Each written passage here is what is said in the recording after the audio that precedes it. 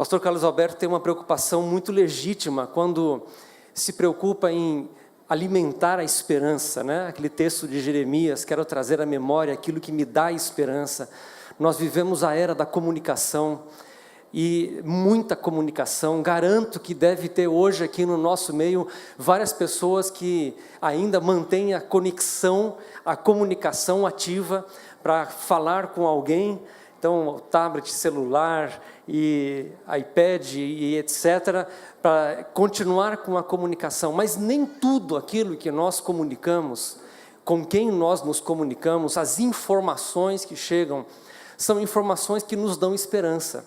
Muito pelo contrário, muitas vezes são coisas que abatem, entristecem, desanimam, tiram o foco, a atenção de Jesus, trazem mais desesperança, trazem mais desespero muitas vezes, e é importante nós provocarmos um pouco isso. Isso é o motivo pelo qual nós nos reunimos, inclusive, para nos estimularmos uns aos outros, ao amor e às boas obras. Quando o escritor aos Hebreus está escrevendo aquela carta àqueles irmãos, ele está muito preocupado.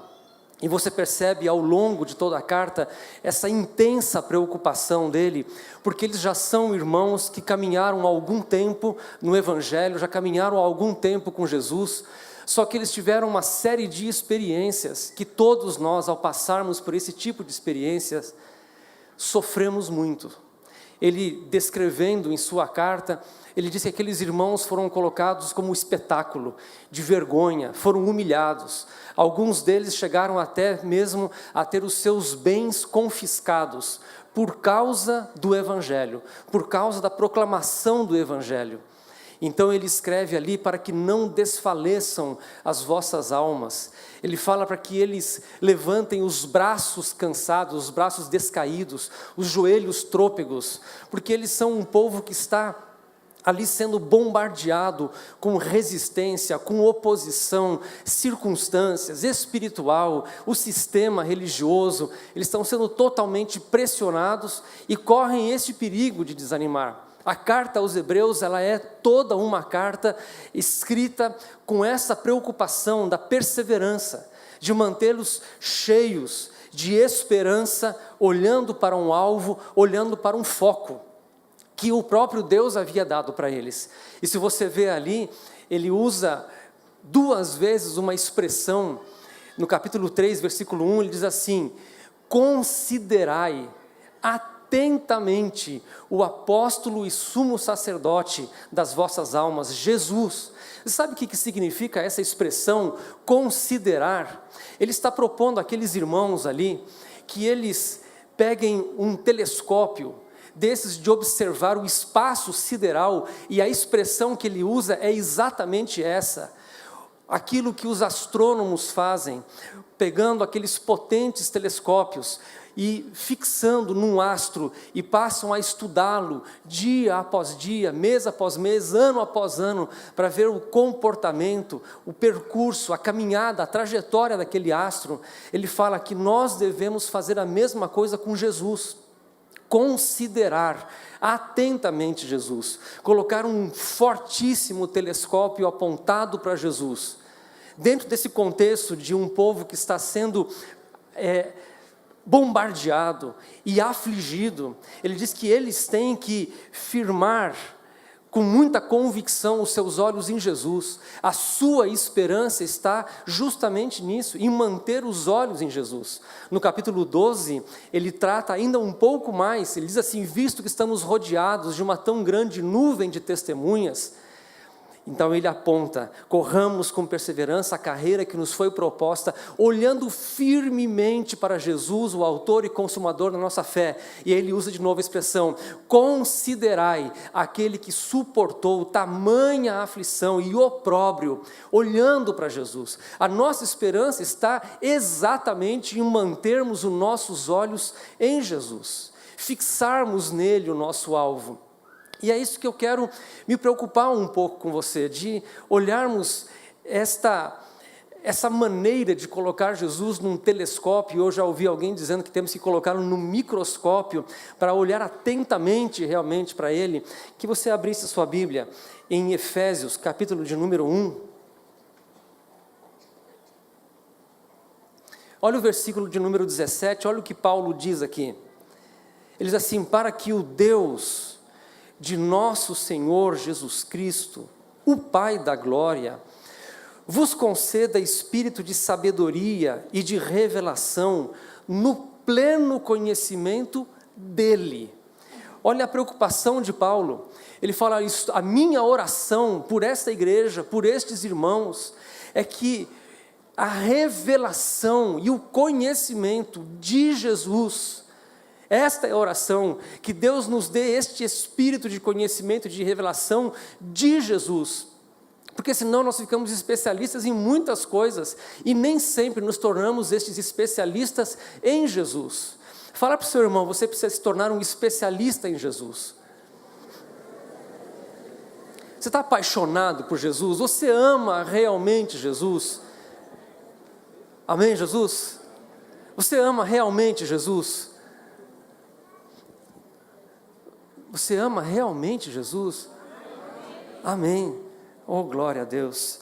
E aí ele fala assim, versículo de número 18: iluminados os olhos do vosso coração, para saberdes qual é a esperança do seu chamamento, e a riqueza da glória da sua herança nos santos. E aí ele continua descrevendo Jesus, dizendo que se nossos olhos estiverem em Jesus, e Deus nos der o espírito de revelação e de conhecimento de Jesus, nós vamos entender qual é a esperança do chamado que nos foi feito. Se nós não conhecermos a Jesus e não nos apaixonarmos por Jesus, então não haverá essa profundidade de conhecimento, e a esperança vai se esvaindo, vai se desvanecendo, vai se perdendo. Eu garanto que, assim como eu, você deve ter conhecido já muita gente muito boa, que sentou nos nossos bancos de igreja, gente que serviu a Deus de maneira tão sincera, tão fervorosa em algum momento, mas depois foi esfriando e foi se perdendo. Pessoas que ficaram pelo caminho, pessoas que desistiram da caminhada, desistiram da fé, desistiram da graça de Deus, fizeram a graça de Deus vã, nula, perdida.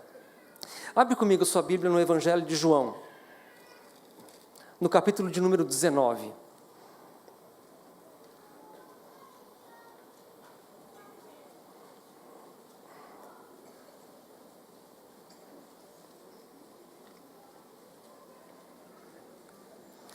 A Bíblia é maravilhosa, não é não, gente? A palavra de Deus, ela é plena e poderosa. Jesus falou que as Escrituras é que revelam a Ele, que descrevem a respeito dEle e da vida dEle. Você achou aí João 19? Dá uma olhada para a pessoa do seu lado aí, vê se ele está com Bíblia, se ele já achou, se ele não precisa de ajuda, ou de repente uma Bíblia emprestada, para que ele possa acompanhar isso. João 19,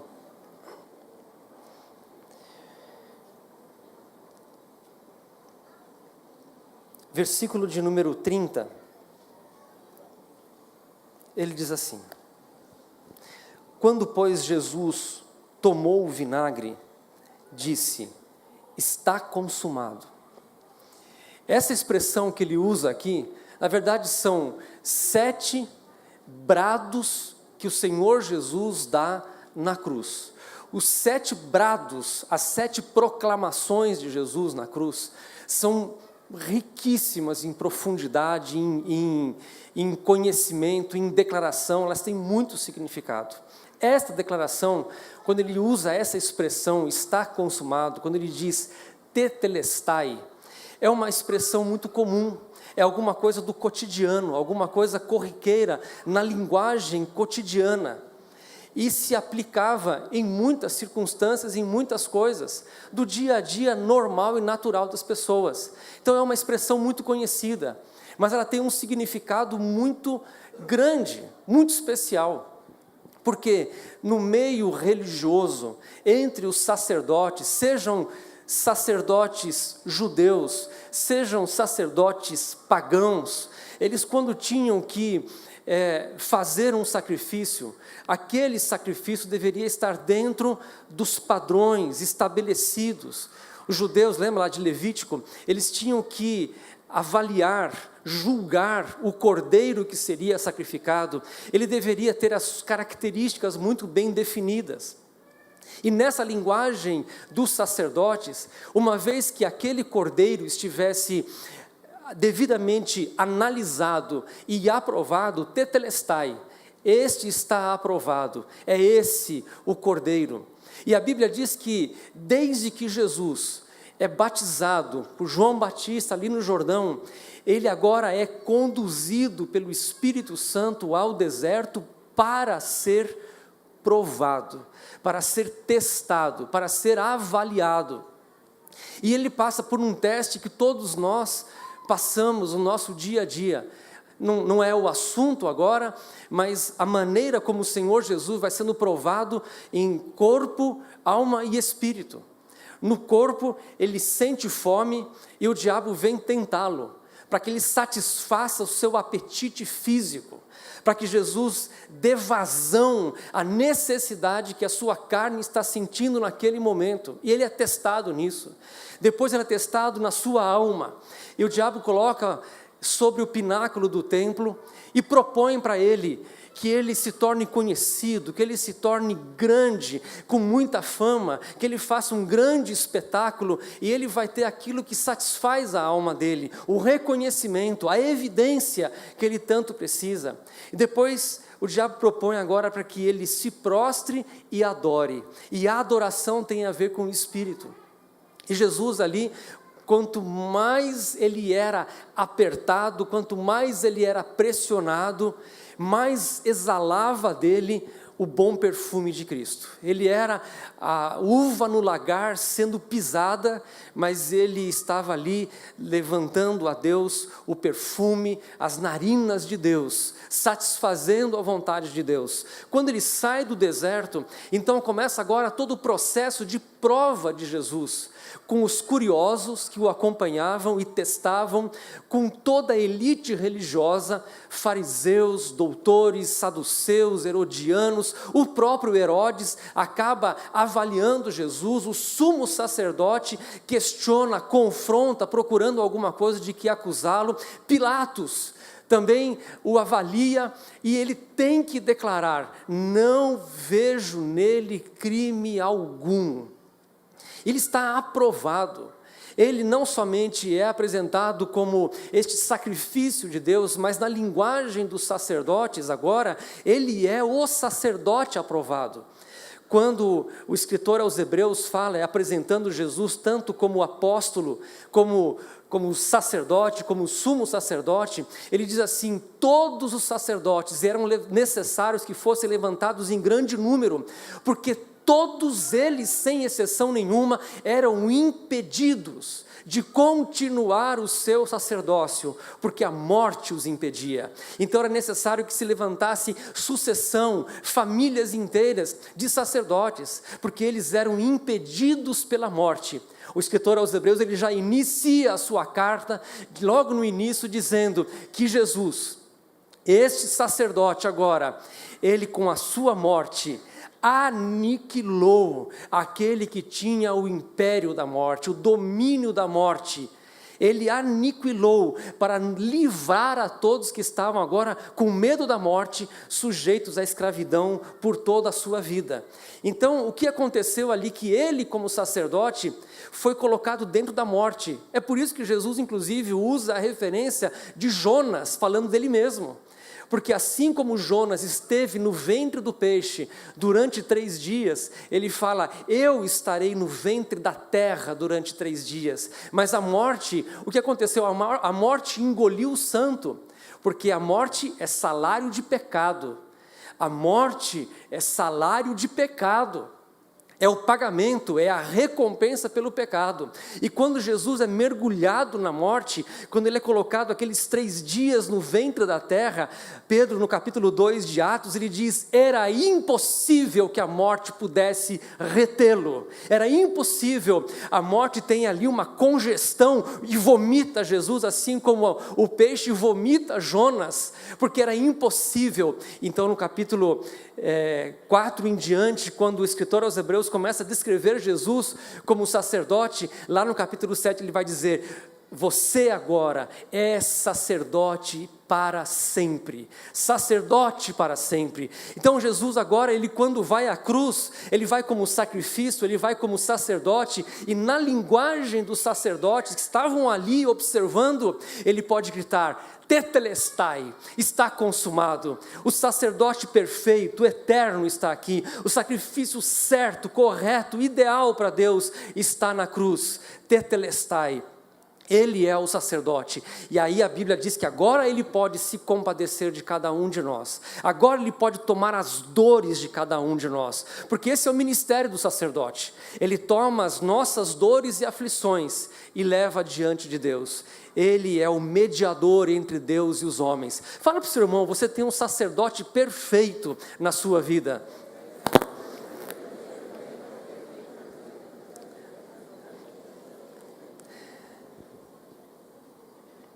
Depois tem um outro uso dessa palavra, tetelestai, que era importante que você abrisse a sua Bíblia aí em João capítulo 17, você está pertinho já, né?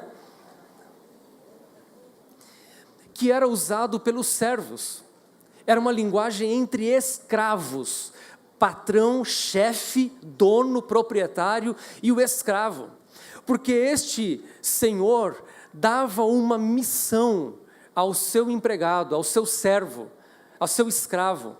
Este escravo saía para cumprir a sua missão, e quando ele terminava, ele retornava então ao seu senhor e dizia: está feito, aquilo que me confiaste fazer está feito. E desde Isaías, que Jesus é apresentado não somente como o Filho de Deus, o ungido de Deus, o enviado de Deus, mas também ele é apresentado como o servo de Deus. De Isaías 42 em diante, você encontra aqueles cânticos dos servos, aquelas porções que falam dos servos. Isaías 53, talvez o principal e mais conhecido, e lá Isaías 53, 11, ele fala assim: ele verá o fruto do penoso trabalho da sua alma e ficará satisfeito. O meu servo, o justo. O Pai está olhando para Jesus, encontrando na pessoa de Jesus um servo perfeito. Eu não sei se você tem algum tipo de cobrança no seu coração com relação ao tipo, ao estilo, à qualidade de servo que você é, mas Jesus, ele é o servo perfeito. Ele diz assim: a minha satisfação, a minha comida, a minha bebida é fazer a vontade do meu Pai.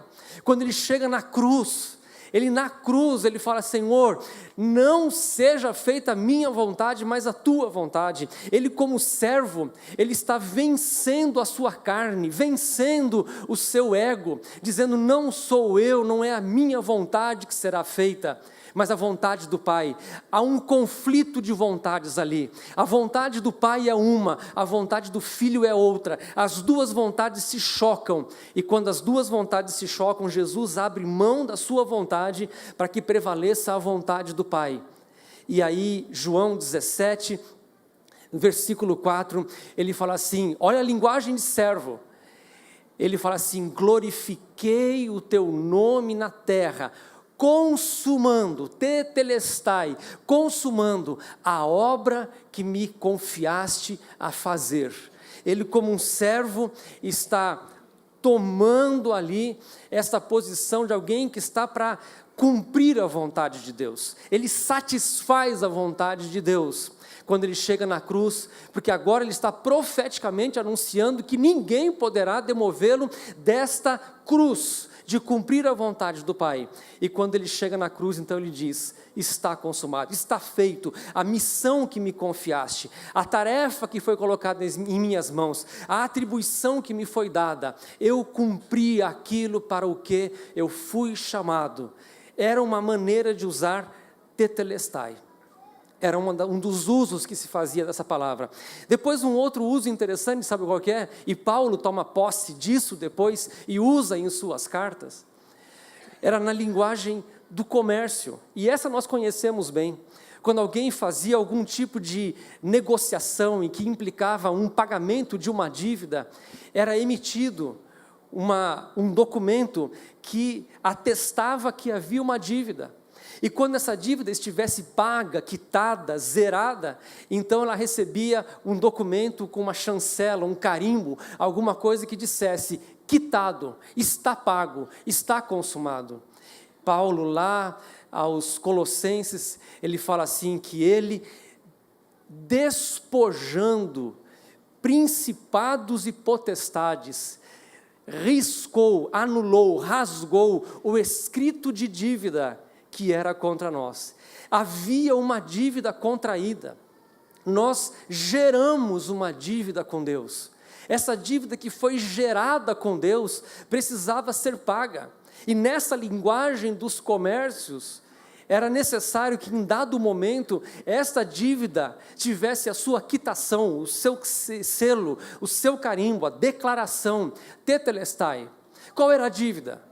A dívida é que o resumo de toda a vontade de Deus, da responsabilidade que Deus deu a cada um de nós, é: amarás o Senhor teu Deus com toda a tua alma, força, entendimento, amarás o seu Deus de todo o coração e, espelhado nisso, ao teu próximo como a ti mesmo.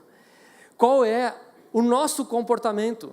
O nosso comportamento natural é: eu me amo com toda a minha mente, alma, coração e força.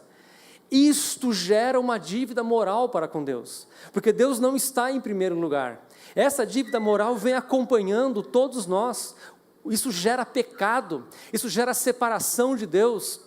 E quando Jesus então vai à cruz, ele declara ali que o sangue que foi derramado, aquele sangue está quitando a dívida, está encerrando esse compromisso que havia sido assumido e que não havia sido pago.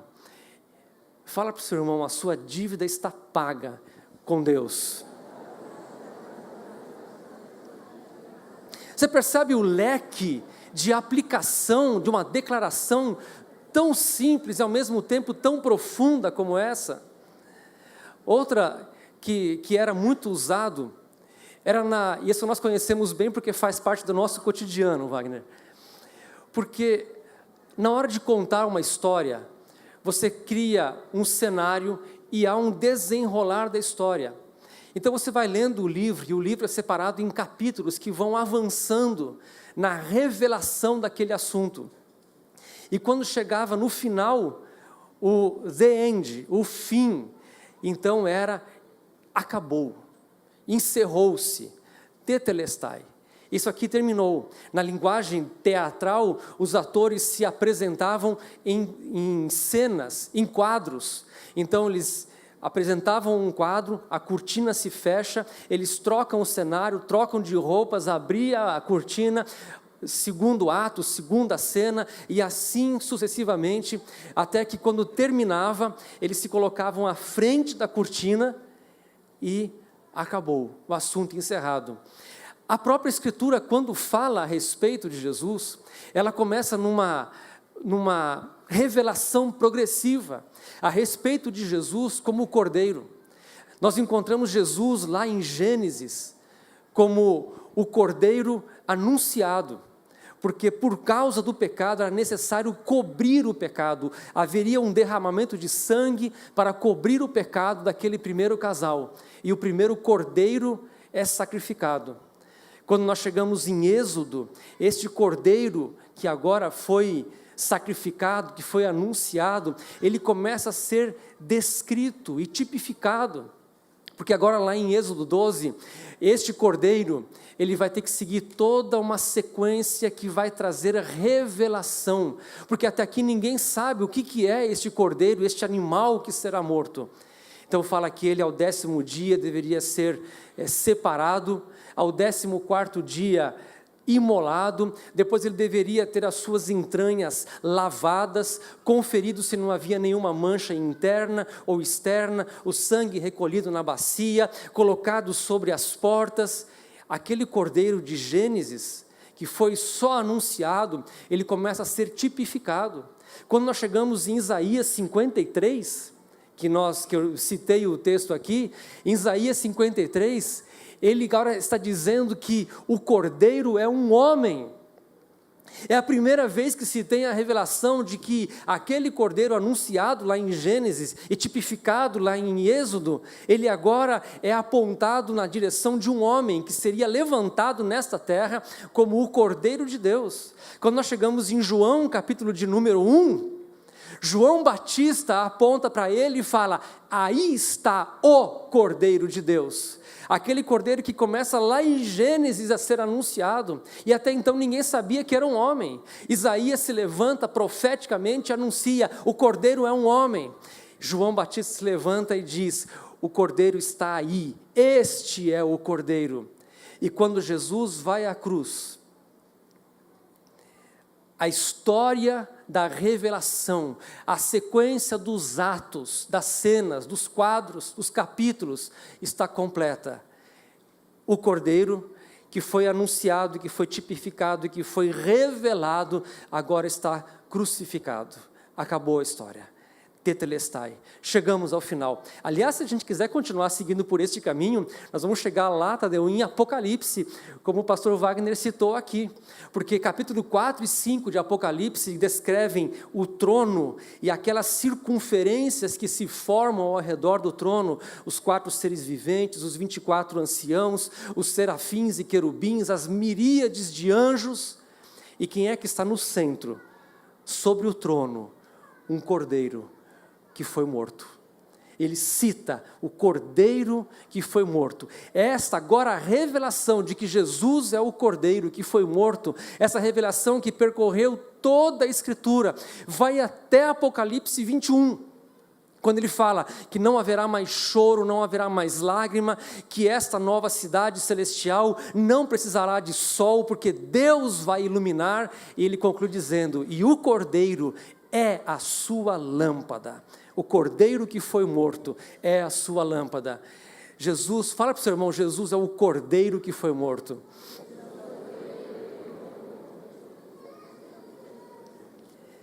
E o último uso que se faz dessa palavra tetelestai, está consumado, era na linguagem de um artista.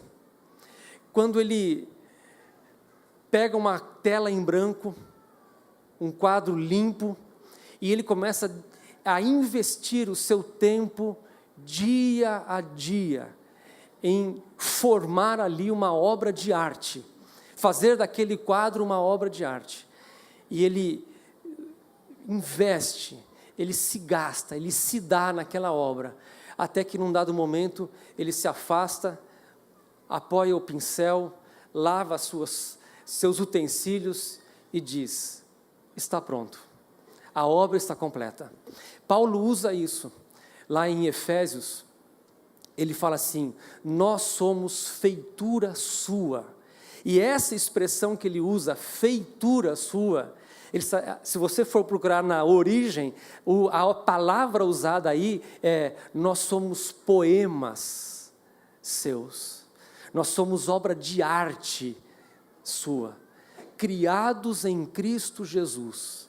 E se você for olhar o que ele começou ali, qual era a matéria-prima para fazer isso, era um material bem ruinzinho, porque ele começa o capítulo 2 dizendo: todos nós éramos inimigos, filhos da ira, por natureza, separados de Deus, mas Deus, que é riquíssimo em misericórdia, pelo seu muito amor com que nos amou, estando nós ainda mortos em nossos delitos e pecados, nos deu vida juntamente com Cristo, pela graça sois salvos.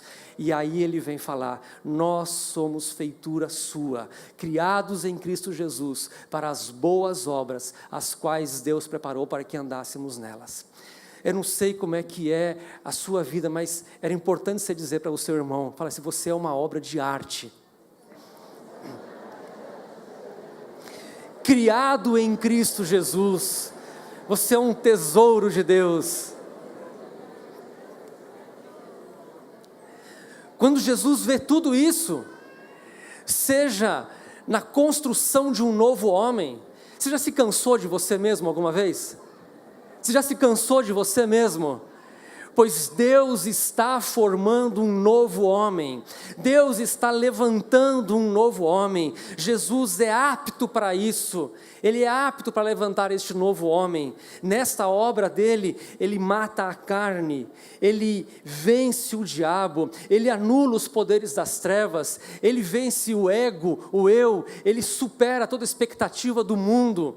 E Ele levanta para Deus agora novos homens e mulheres, criados à mesma imagem, a imagem e semelhança de Jesus, que vencem, que prevalecem, que podem superar, que podem ir mais longe. É importante nós começarmos o nosso ano pensando justamente nisso, pensando na obra que Jesus fez, focando nele, mirando, apontando em direção a Ele, e vendo aquilo que Ele realizou e consumou para cada um de nós, porque isto é só o começo, aquilo que Ele está trabalhando na minha vida, da parte dEle, tetelestai, está consumado, agora o Espírito Santo é derramado, o Espírito Santo é derramado, e agora Ele vai reproduzir a mesma vida, a mesma vitória em cada um de nós. A morte já não tem mais domínio. Quando ele fala lá em Efésios capítulo 2, que ele fala despojando principados e potestades, o que ele está dizendo é que ele tirou as divisas. A palavra despojar usada ali, Wagner, ele arrancou as divisas que havia nos ombros dessas autoridades espirituais. Eles podem fazer todo o barulho, eles podem fazer a ameaça, mas eles são como um marimbondo sem ferrão. Eles não podem mais ferir, eles não podem mais tocar aqueles a quem Deus disse, está consumado, a minha obra sobre eles já foi iniciada, e ninguém poderá impedir, aquilo que eu comecei eu vou levar até o final, e poder nenhum das trevas, do inferno, da morte, da carne, do mundo, do ego, poderá prevalecer aquilo que um dia Deus começou a fazer na sua vida. Fala para o seu irmão, aquele que começou a obra na sua vida, há de completá-la até o dia de Cristo. Aquele que começou a obra na sua vida, há de completá-la até o dia de Cristo. Aquele que começou a obra na sua vida, há de completá-la até o dia de Cristo. Glória a Deus. Amém. Fica em pé comigo, em nome de Jesus. Se nós fôssemos olhar do ponto de vista da vitória de Jesus, nós poderíamos separar todos os textos ali, que falam a respeito da sua vitória sobre a carne, como servo, abrindo mão da sua vontade, sobre as trevas, vencendo principados e potestades, os expôs publicamente ao desprezo. A vitória de Jesus é pública, a vitória de Jesus é histórica, ela entra na história da humanidade. A vitória de Jesus, para nós, é a esperança que nos alimenta, que sacia a nossa alma. Amém? Feche os teus olhos e põe suas mãos sobre o seu coração, em nome de Jesus. Coloque as suas mãos sobre o seu coração. Pai querido, em nome do Senhor Jesus, que tremenda obra, que tremenda vitória, que tremenda conquista e amor e misericórdia que são derramados sobre a nossa vida, Senhor. Ajuda-nos a colocar este telescópio em Jesus, ajuda-nos a nos apaixonarmos por Jesus, novamente e novamente e novamente, a cada dia, Senhor. Ajuda-nos, meu Deus, a nos espelhar nele, como servo, como construtor de uma obra, como sacerdote, como aquele que faz a tua vontade. Ajuda-nos, meu Deus, a ver este novo homem surgindo em nós. Ajuda-nos, meu Deus, a ver a manifestação deste novo homem que o Senhor um dia começou a fazer em nossas vidas. E a nos curvarmos diante do Rei, do Mestre, do Senhor, do nosso sumo sacerdote eterno. Bendito seja o teu nome, Senhor Jesus. Nós colocamos as nossas vidas em tuas mãos. Obrigado pela obra consumada, infalível. Nada ficou por fazer, nada ficou por completar, a não ser agora a ação do teu Espírito Santo no nosso meio. Este Espírito que reproduz esta vida de Jesus em cada um de nós. Este Espírito que nos dá a vitória a cada dia. Este Espírito que nos ensina, que nos consola, que nos levanta, que nos renova e que nos revela Jesus. Nós queremos, Senhor, fazer isso, colocar nossos olhos em Jesus, e que isso seja a nossa esperança. Assim seja, meu Deus, em nome do Senhor Jesus, para a tua glória mesmo, Pai, em nome de Jesus. Amém, Senhor. Amém.